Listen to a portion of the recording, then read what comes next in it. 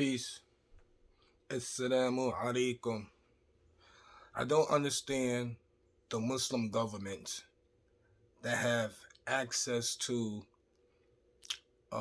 military might don't use it at all to help the oppressed Muslims throughout the world.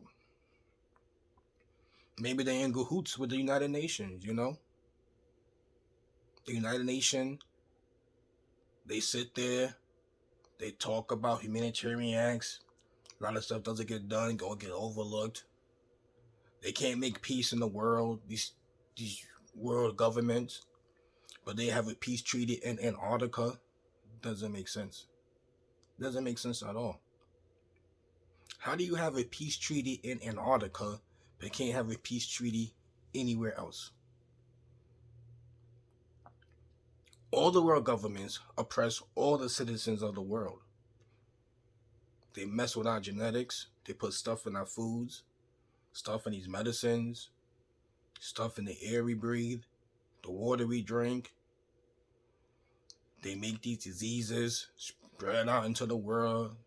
They make vaccines. This is what they do to us. Now, this whole topic of the Palestinians and the Israelis. Why is not the Muslim government doing anything about it? Why do they always talk and don't do nothing about it? They'll make sure to have a moon sighting for the month of Ramadan because Allah says fasting is ordained for you. Allah also says fighting is ordained for you even though you hate it. Fight those who fight you. But don't transgress. If they stop, then you stop. This is what it says. But I noticed that fasting during the month of Ramadan is very, very important all over the Muslim world. And y'all make sure of that. Y'all make sure that is important. But the same word for ordaining the fasting is used a few times, as we will see. 180. Kuteba alaykum idha hadara ahadakum al-maut. Ordained for you when death approaches any of you if he leaves wealth to make a bequest to the parents and next of kin. The key word here is kuteba. Kuteba. Right? Kuteba alaykum. Decreed on you. 183. Ya ayyuhalladhina amanu. Kutiba alaykum al-siyam. Same word again. Kutiba.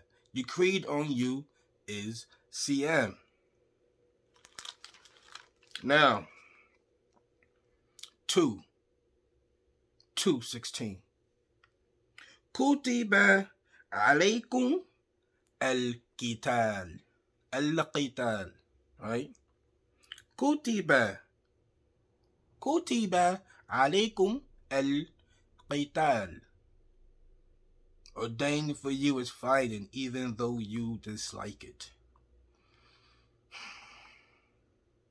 So why is the kutiba of siyam is so important, but the kutiba of qital, fighting, is not?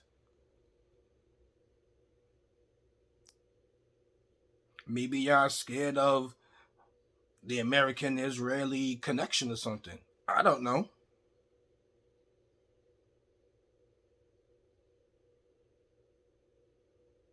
So you can't take one kutiba and make sure it's done, but then do another kutiba if it's supposed to be ordained. According to the Sunni minhaj.